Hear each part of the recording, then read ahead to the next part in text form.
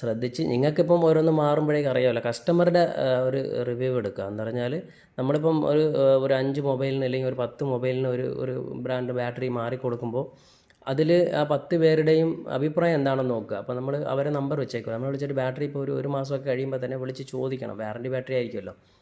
വിളിച്ച് ചോദിക്കുമ്പം ആ ബാറ്ററി കൊള്ളാൻ മോനെ കംപ്ലയിൻ്റ് ഇല്ല എന്ന് പറയുന്നവരുണ്ടാവും. അപ്പം ചിലർ പറയും ഇച്ചിരി ചാർജ് ഇപ്പം നിൽക്കുന്നില്ല മോനെ എന്ന് പറയുന്നവരുണ്ടാവും. പിന്നെ സൂപ്പറാണ് മോനെ ഒരു കുഴപ്പമില്ല എന്ന് പറയുന്നവരുണ്ടാവും. അപ്പം ഈ ഒരു അഭിപ്രായങ്ങളെല്ലാം നിങ്ങൾ സ്റ്റോർ ചെയ്ത് വയ്ക്കണം. നിങ്ങൾ ഒന്ന് കുറിച്ച് വയ്ക്കണം. ഇന്ന ബാറ്ററിൻ്റെ കസ്റ്റമറിന് ഇട്ട് കൊടുത്തു, ഇന്ന മൊബൈലിന് മോഡൽ നമ്പർ വെച്ചിട്ട്. അപ്പോൾ ഇന്ന മോഡലിന് ഇന്ന ബാറ്ററി ഇട്ട് കൊടുത്തു, അപ്പോൾ അത് കംപ്ലയിൻ്റ് ഇല്ല. ഇന്ന മൊബൈലിന് ഇന്ന ബാറ്ററി കൊടുത്തു, കംപ്ലയിൻറ്റ് പറഞ്ഞിട്ടുണ്ട്. അപ്പോൾ ഇതെല്ലാം നിങ്ങൾ ഒരു ലിസ്റ്റായിട്ട് ഒരു ബുക്കിൽ എഴുതണം. എഴുതുമ്പോഴേ നിങ്ങൾക്ക് ബെറ്ററായിട്ടുള്ള ഒരു ബാറ്ററി നിങ്ങൾക്ക് കിട്ടും തീർച്ചയായും.